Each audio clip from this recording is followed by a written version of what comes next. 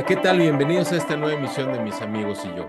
El día de hoy tenemos una invitada que también es un referente en el ecosistema de emprendimiento en México y Latinoamérica, mi querida Itzel Villa. Itzel ocupó la Dirección de Emprendimiento Alto Impacto y la Dirección General de Programas de Emprendedores y Financiamiento en el Instituto Nacional del Emprendedor en México. También fue directora general del MIT Enterprise Forum México, coordinadora general de Posible México, el brazo emprendedor de Fundación Televisa, y hoy en día se desempeña como líder de emprendimiento y fortalecimiento empresarial de Coppel. Bienvenida, Itzel. Muchas gracias, Vic. Encantada yo de estar aquí contigo y platicar de lo que tanto nos gusta.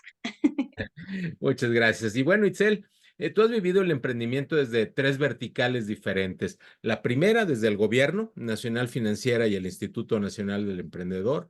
La segunda, desde la institucionalidad del MIT Enterprise Forum. Y la tercera, desde el mundo corporativo social en Posible y Coppel. ¿Y por qué digo corporativo social? Pues porque, bueno, parten de las fundaciones, ¿no? Fundación Televisa, etcétera, donde fue posible, pero dentro de todo este entorno del mundo corporativo de grandes empresas en México. ¿Cuáles crees tú que son las grandes coincidencias y las grandes diferencias con que se ve el emprendimiento en México desde estos tres mundos diferentes? Pues mira, es muy interesante tu pregunta porque además creo que tiene que ver con el tiempo, ¿no? Me tocó estar en gobierno, como bien lo comentaste, cuando estuvo el INADEM y unos años antes en Nacional Financiera, cuando realmente no se hablaba tanto de emprendimiento en México, ¿no? Entonces, era como un tema medio nuevo, como que apenas, por ejemplo, el sector académico lo estaba empezando a arropar y también en el gobierno era algo que no era como tan común escuchar, ¿no? Y además era como emprendimiento era como todo. O sea, desde si querías poner una tiendita, así estabas desarrollando una tecnología en algo, ¿no? Entonces, creo que ha ido pasando más bien por un ciclo y además, ojo, ahorita que me preguntabas del mundo corporativo y las empresas estaban muy poco vinculadas con este sector, ¿no? Entonces empezamos con gente, con poquita gente realmente, digo, a ti te tocó ser pionero, a Adri Tortajada le tocó ser pionera y a mí, curiosamente y por causas fortuitas, me tocó estar ahí, ¿no? Y dije, de aquí soy. Entonces, empezamos a hablar de estos temas. Me acuerdo mucho que yo entro a Nacional Financiera para manejar un portal que se llamaba Inversionistas Ángeles, cuando no teníamos absolutamente idea, ni yo, de qué era eso, ¿no? Entonces, obviamente, el portal fue un fracaso porque no era el tiempo adecuado para tener un portal de ese tipo, en donde no había este emprendimiento más refinado, y ahorita voy a hablar a qué me refiero, y pues donde también la inversión de riesgo en México estábamos en pañales, ¿no?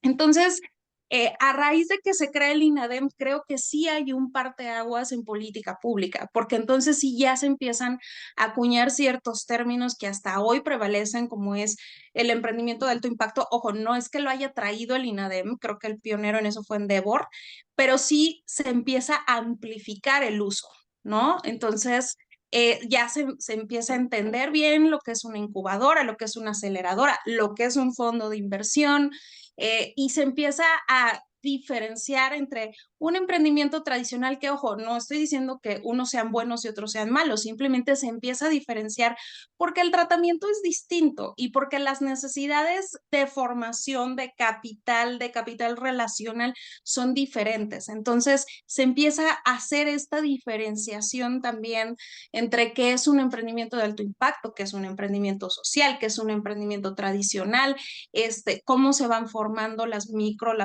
o sea, cómo se van catalogando las microempresas, las pequeñas empresas, las medianas empresas. Entonces, digamos que ahí hubo sí un parteaguas de cómo se estaba haciendo este tratamiento. Y el mismo ecosistema emprendedor yo creo que se empezó a poner de acuerdo en términos y en cómo vamos a tratar justamente a un emprendedor desde que se le ocurre una idea y va pues por todo este journey hasta llegar a ser, pues a tener una empresa que puede ser un unicornio, pero que también puede ser una mediana empresa pues muy bien trabajada, ¿no? Y hablando del mundo empresarial, pues creo que es más bien en años recientes que empieza a ver, pues por supuesto, los corporate venture capital, que pues empiezan a ver que este sector es productivo, es innovador, les está ahorrando incluso muchos pasos, porque los grandes retos que tienen los corporativos es que a medida que se van haciendo más grandes, también se van haciendo más lentos para actuar, ¿no? Porque pues tienen que pasar ya por diferentes niveles de validación y de vistos buenos y de, ¿no? Entonces, lo que te hace trabajar con los emprendedores es que todo suceda más rápido. Y por eso empieza a ser también muy atractivo este tema de trabajar con emprendedores.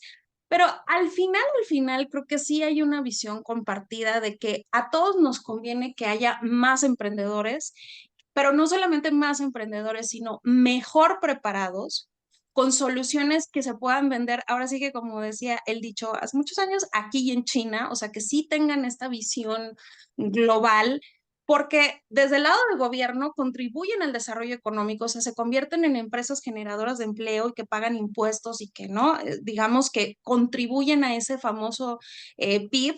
Del lado de las empresas, porque entonces tienes más opciones de proveeduría, tienes más opciones con quién trabajar, tienes acceso a otros productos y otras soluciones que a lo mejor en tu scope como empresa no habías vislumbrado. Y pues para todo el ecosistema emprendedor, los fondos y todo, pues hay muchísima más riqueza y más diversidad y más crecimiento en general, ¿no?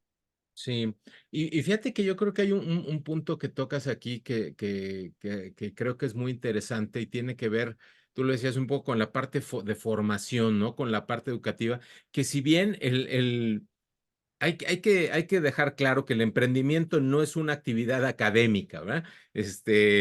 Pero sí requiere de un cierto proceso de formación, ¿no? Una parte metodológica, porque algo que les digo yo últimamente, por ejemplo, en los campamentos que he estado ahí de tu anterior organización ahí de Posible, les digo, a ver, quitémonos el romanticismo de sí, el emprendedor y es 1% esfuerzo y no, perdón, 1% conocimiento y 99% pasión y esfuerzo. No, no es así, ¿no? Eso es alguna idea muy romántica que no funciona así y por eso es justamente que existen todas estas teorías muy robustas, ¿no? De cómo hacer que el emprendimiento sea más ágil y sobre todo tratar de quitarle un poco de riesgo a toda esta actividad emprendedora, que a final de cuentas, pues cualquier actividad, llámese de innovación o de generación de una nueva idea, de un nuevo producto, de una nueva solución para el mercado, pues tiene un componente de riesgo y si lo hacemos de manera más educada, pues evidentemente va a tener una mejor ruta. Entonces, ese es un comentario que me despierta de escucharte, ¿no? De decir, a ver, el emprendimiento, sí es pasión, sí, pero también tiene conocimiento atrás para que justamente hagamos que rápidamente podamos convertirlo en algo exitoso, ¿no? Pero bueno, además de estas, tres grandes verticales que platicábamos ahorita, algo que particularmente tú, en la etapa de INADEM lo viviste, es de una dimensión horizontal, ¿no? Haciendo este parafraseo de la parte vertical y la horizontal, en esta horizontal que yo digo que es la geografía, ¿no?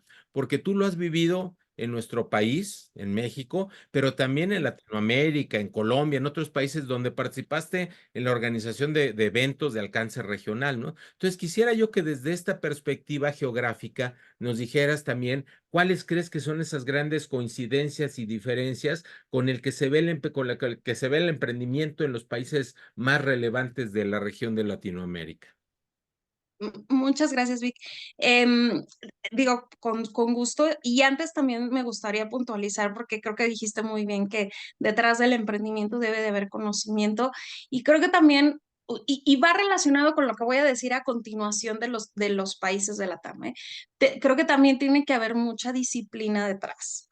Sí es un tema de estudiar y de analizar y de intentarlo y de ponerte un plan, digo, todos los planes son flexibles y son movibles, pero que sí lo tengas y que sí lo trates de seguir, porque si no es imposible medir los resultados. O sea, si se acuerdan en nuestras clases cuando nos enseñaron el método científico, un poco es esto, voy a validar y voy a probar, pero para eso necesito tener una hipótesis y necesito medir de manera pues disciplinada para poder obtener los resultados. Entonces, quería yo puntualizar en eso. Y justamente viendo Latinoamérica, la verdad es que nos tocó en INADEM trabajar muy de la mano, particularmente con los países de la Alianza del Pacífico, o sea, Colombia, Perú, Chile.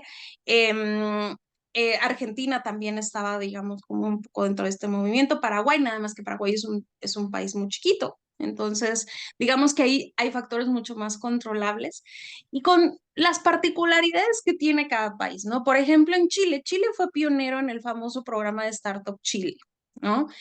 Y cuando a mí me platicaban de por qué se creó ese programa, era porque la población de Chile, o sea, casi todo se concentra en la capital, particularmente, y la población de Chile no daba para crear más empresas, porque estábamos hablando, no recuerdo bien, pero creo que la población de Chile era más o menos, de todo Chile, la de la Ciudad de México. Y hablo de la Ciudad de México sin área conurbada, o sea, pura Ciudad de México, sin Estado de México y sin todo esto, ¿no? Entonces no daba y por eso se crea Startup Chile para invitar a talento de otros países a crear empresas dentro del país, ¿no? Y entonces, oye, mira, y te ayudamos y con estos apoyos, ¿no? Y Chile siempre fue pionero como en, digamos, en tener como mayor apertura para probar modelos y esquemas distintos, ¿no? Pero vuelvo al punto y lo platicaba mucho con un colega cuando estábamos en un panel y decía, no, bueno, es que Chile, le digo, sí. Le dije, y qué maravilla, y felicidades por lo que están haciendo. Le dije, pero cuando tienes una población más controlable, es como un poco más fácil hacer las cosas. Le dije, yo te estoy hablando de 120 millones de personas, donde yo tengo 8 Méxicos diferentes en el país, ¿no? Y entonces es un poco distinta la dinámica de cómo puedes implementar tu política pública alrededor de eso. Entonces, pero la verdad es que Chile era pionero en eso. Nosotros nos parecíamos, o sea, éramos como un poco más similares a Colombia, yo creo. O sea, como que momentos similares, el enfoque este de emprendimientos de alto impacto y de apostarle a los fondos de capital de riesgo se dio, primero lo hizo México, después lo hizo Colombia, pero lo fuimos haciendo como en momentos muy similares. Colombia lo hizo a través de Impulsa, que ahora ya no, ya la verdad me perdí un poquito después de que me salí de gobierno, porque creo que ya les pasó un poco lo que a nosotros, entonces creo que ya no trabajan de la misma forma, ¿no? Pero estuvimos en un momento bien interesante y México fue punta de lanza con la creación del INADEM y con este tema de la política pública de invertir, de ser el gobierno el primer, digamos, inversor de estos fondos, pues para que se detonara más inversión en empresas innovadoras en México. Y entonces los otros países lo empezaron a seguir. En Argentina entiendo yo que también se hizo un ejercicio similar, que pues no se le dio continuidad. Y creo que ese es el grande reto que tenemos, Vic, en los países de Latinoamérica, que no hay una política pública que dé continuidad a los esfuerzos que se han hecho en el pasado. Creo que hoy, hablando de México, la iniciativa privada ha tomado un rol bien importante justamente en contribuir a que se le pueda dar seguimiento a ciertos esfuerzos, ¿no? Pero del lado del gobierno me parece que hablo de los gobiernos de la TAM, que como que se interrumpe, ¿no?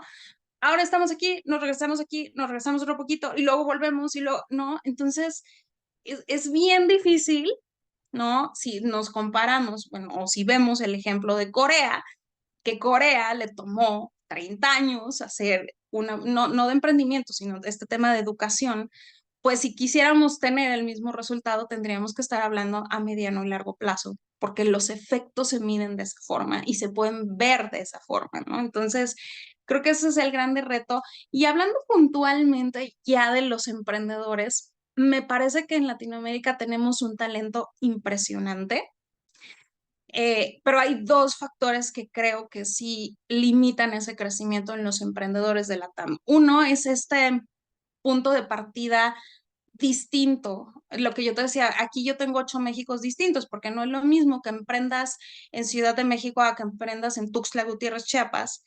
Y me parece que en Latinoamérica sucede un poco lo mismo, ¿no? El punto de partida para emprender es diferente y entonces siempre está el que se tiene que ir a otra ciudad a emprender y entonces todo ese impacto que a lo mejor pudiera tener en su misma comunidad pues ya no llega, ¿no? Ese creo que es un factor de cómo hacemos el emprendimiento realmente democrático, si me permites la palabra, para que cualquier persona pudiera acceder a él y lo pudiera llevar a cabo. Y otro tema importante es que va a oír tremendamente trillado, Vic, pero es que sí sucede. No se la creen. O sea, creen que de verdad debieron de haber nacido en Silicon Valley para poder tener una empresa poderosísima y hemos visto casos de empresas latinoamericanas verdaderamente sorprendentes que no tuvieron que nacer en Silicon Valley, ¿no? Entonces, como que falta todavía que estos pequeños ejemplos, como Rappi, como Corner Shop, como, ¿no? Empiecen a permear en la población de los países de Latinoamérica para que vean que de aquí también pueden salir empresas exitosas, ¿no? Sí, pero fíjate que sí es toda una realidad que no podemos evitar, ¿no? Por más que queramos saber, a veces hacer planeación a largo plazo, pues la realidad de los ciclos políticos administrativos en la región es muy distinta, ¿no? A otros países distintos. Entonces, pues bueno, definitivamente sí, sí es algo que afecta, ¿no? Itzel, tú encabezaste una iniciativa de mucho impacto y alcance por el número de emprendedores que participan y que fue posible en México. Y además lo hiciste en un momento complicado, que fue durante la pandemia, ¿no?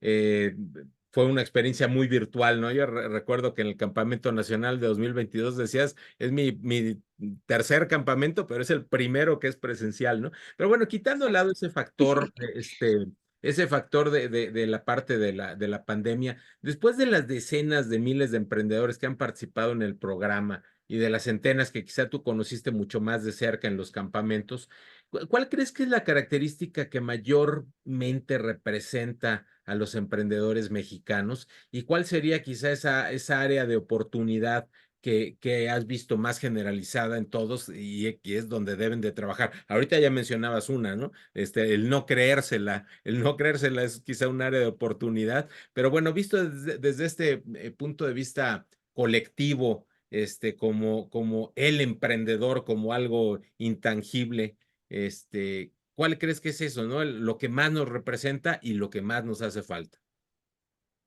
Pues mira, yo creo que los emprendedores mexicanos son muy creativos, muy creativos porque están viendo que hay un problema y de repente se les ocurren muchas soluciones, ¿no? Em, pero ¿qué es lo que sucede? Muchas veces el problema no está tan bien definido y sí se me enamoran mucho de la solución, ¿no? Y entonces ya moverlos de esa solución para decirle, oye, a ver, aquí hay de dos sopas, o lo validas y resulta que sí es una buena solución, o resulta que no es una buena solución y alguien ya lo intentó antes y por eso no se metió ahí, porque vio que no era una buena solución, ¿no? Entonces, creo que este tema del famoso product market fit, o sea, de que realmente lo valides, que hay un mercado y que ese mercado está dispuesto a pagar un precio y que tiene un valor agregado lo que tú estás ofreciendo a ese mercado, es de lo que más les falla porque te digo, se enamoran mucho del producto y le quieren poner, bueno, una cantidad de cosas y ponerlo más bonito y más bonito y más bonito. No, yo me acuerdo mucho de un emprendedor que yo le decía, pero oye, a lo mejor al cliente le da lo mismo que el botón sea azul y rojo, a lo mejor y no. Le dije, pero no le cambies el color porque te va a costar. Mejor primero pregúntale a quién va a pagar por él si le importa que el botón sea azul, rojo, verde, ¿no?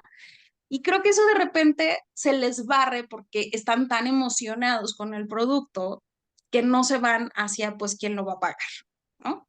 Creo que eso es como de las áreas de oportunidad que me ha tocado ver más importantes. La Y terquedad. la terquedad, exacto, que es bueno ser terco, ¿eh? O sea, no estoy diciendo que no, porque para esto le tienes que machetear, para el emprendimiento tienes que ser terco, pero una terquedad sana, ¿no? Que te permite decir, como que aquí ya no es. como que me tengo que mover para acá, ¿no?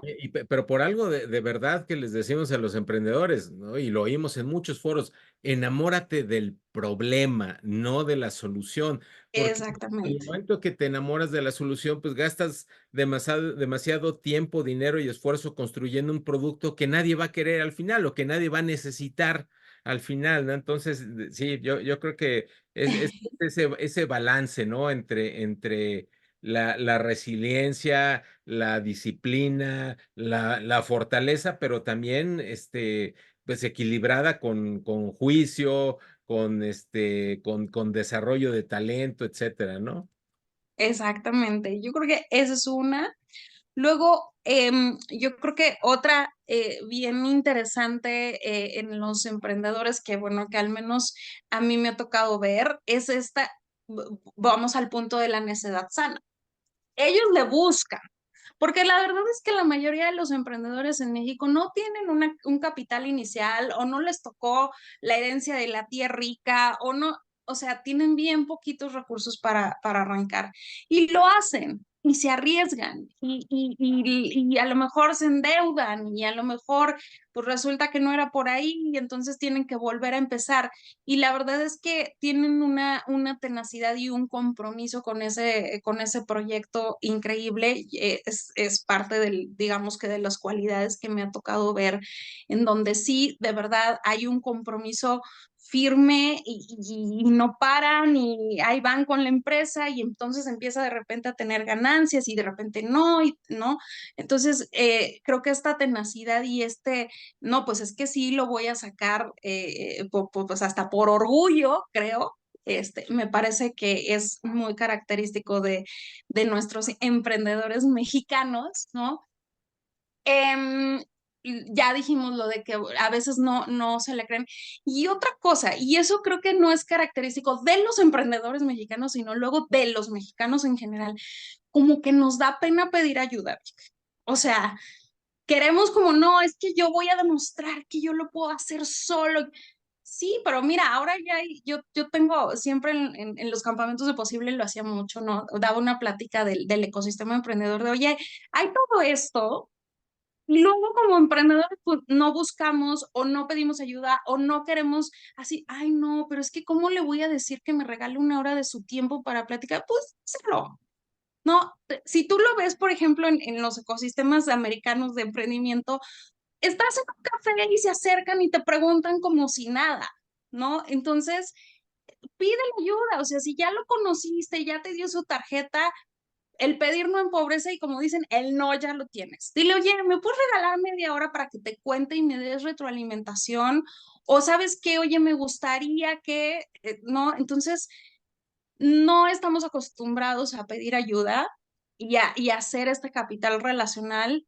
Afortunadamente creo que eso ha venido a evolucionar en el tiempo, en donde cada vez sí somos como más abiertos todos en general, pero sí a veces siento que nos da pena. O sea, decir de, oye, ¿me ayudas con esto? Oye, quisiera mentoría. Oye, ¿tú sabes cómo hacer este trámite? Oye, no sé nada del SAT, la verdad. Explícame SAT for Dummies, porque no lo entiendo.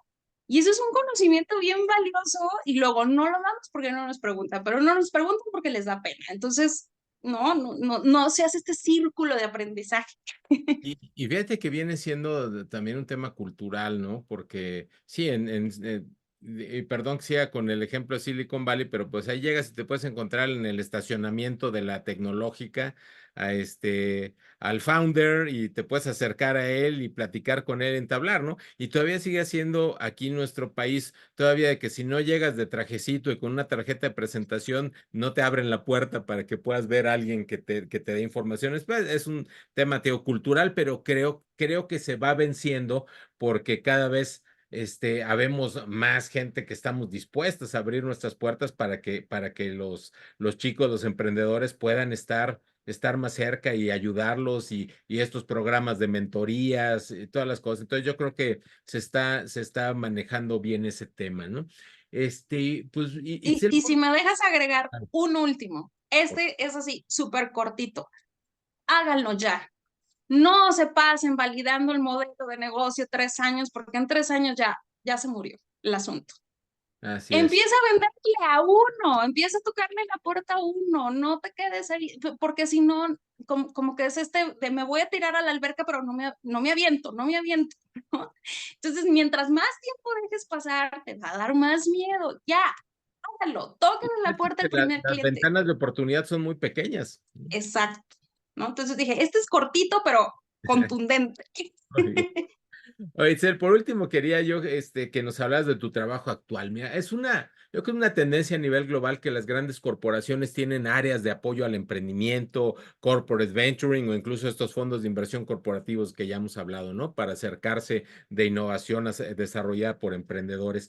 ¿Cómo estás enfrentando ahora este reto desde esta posición actual en Coppel? Pues mira, la verdad es bien interesante lo que comentas. Yo muy agradecida, la verdad, con Fundación Coppel que me abrió las puertas para encargarme de este tema maravilloso del que estoy enamorada desde hace más de 10 años, y que deciden como fundación poniendo un presupuesto además, entrarle a esto, el tema del emprendimiento. Yo no sabía que había fundaciones de primer piso y de segundo piso hasta que entré a Televisa, como que me empecé a empapar un poco del mundo. Y por ejemplo, Televisa es de primer piso porque opera directamente sus programas y Coppel es de segundo piso porque nosotros actuamos a través de otras organizaciones. Entonces, ¿qué hemos venido un poco o cuál es la línea o la narrativa en la que hemos venido trabajando? Un poco lo que yo te decía, que tenemos un ecosistema muy asimétrico en el país, en donde no puedes emprender de la misma forma y no solamente por temas geográficos, sino porque si eres mujer, si tienes un tono de piel distinto, o sea, también influye el círculo social en el que naces, y está documentado, ¿eh? Por ahí el Impact Hub tiene un estudio que se llama Ventajas y Desventajas al Emprender en México y ahí lo menciona, ¿no? Entonces, nosotros buscamos, digamos, la misión, la gran misión que tiene Fundación Coppel es promover la movilidad social positiva. Y el emprendimiento es un agente para provocar, digamos, la movilidad social, ¿no? Entonces, desde este lado, lo que queremos es justamente contribuir a que ese ecosistema sea más igualitario, a que haya más oportunidades, que si eres una persona talentosa que quieres emprender, no te tengas que mover forzosamente de tu lugar de origen, no tengas que ir a estudiar a Harvard para que le vaya bien a tu empresa, sino que puedas tener esa formación de la que hablábamos al principio y esas oportunidades que genere también tu ecosistema local. Entonces, trabajamos de la mano con organizaciones de la sociedad civil que son incubadoras, aceleradoras, instituciones educativas públicas y privadas, comunidades de emprendimiento, asociaciones como la SEM, en donde buscamos de la mano acompañar sus esfuerzos, sus programas, sus intervenciones, para que todas estas metodologías que hoy existen para emprender, pues estén al alcance de quien en otra posición y en otro lugar no tendría acceso, ¿no? Entonces, el año pasado en 2023, sacamos una convocatoria donde estamos acompañando a 7 proyectos de 9 organizaciones para que en diferentes lados del país ayuden a formar, por un lado, emprendimientos universitarios en etapas pues, muy tempranas. ¿Por qué? Porque creemos que hay que darles herramientas a los jóvenes que aunque no necesariamente salen de la universidad y emprenden, porque sabemos que el promedio del emprendedor pues va más bien como de los 35 para arriba, del que ya forma una empresa tal cual, pero sí ya tiene un punto de partida distinto, ya tiene una caja de herramientas distinta de la cual apoyarse, ¿no? Y por otro lado, emprendimientos que se estén generando en ecosistemas donde no está desarrollada la infraestructura para arropar un emprendimiento, ¿no? Donde quizás no hay una incubadora, donde quizás solamente hay una institución educativa, donde ni de chiste hay un fondo de inversión. Entonces, queremos contribuir a que haya un ecosistema más igualitario y que este tipo de programas y este tipo de oportunidades le lleguen a muchos más jóvenes principalmente, pero en general a muchos más emprendedores en el país. Entonces, esa línea es la que estamos trabajando. La verdad es que es una labor bien bonita. Aquí es donde se alinea mucho también con otros agentes del ecosistema que también están buscando el darle fortaleza para que tengamos, por un lado, emprendedores mejor preparados y por otro lado, emprendimientos con un mayor impacto, con un mayor potencial y que también sean más sólidos y más resilientes en el largo plazo, ¿no? Ujú. Perfecto, ¿no? Pues oye, interesantísimo. Oye, fíjate que yo tampoco conocía hasta ahorita que lo mencionas este tema de las fundaciones, ¿no? De primer y segundo piso y es algo interesantísimo, cada una con sus ventajas y desventajas, me imagino, pero en el caso que tú dices, oye, al hacerlo de segundo piso, pues tengo más brazos operadores, ¿no? De los distintos esfuerzos que se hacen y yo creo que eso es muy bueno, ¿no? Oye, pues Itzel, muchísimas gracias. Realmente ha sido muy interesante el haber escuchado tu perspectiva de emprender desde varios puntos de vista. Tú tienes una muy robusta experiencia en el ecosistema, entonces creo que es muy sólida lo que nos has compartido el día de hoy. Entonces, quiero agradecerte tu tiempo por haber participado con nosotros. No, al contrario, Vic, yo feliz, ya sabes, siempre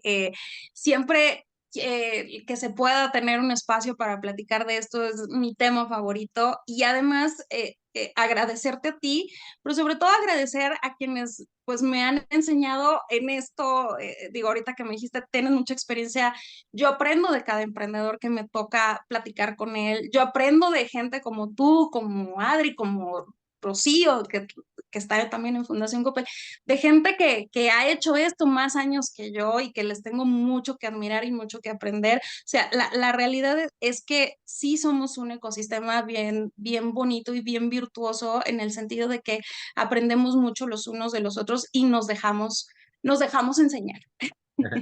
Muy bien, pues muchísimas gracias. En la descripción del video estaremos dejando las redes sociales de Itzel para que la sigan.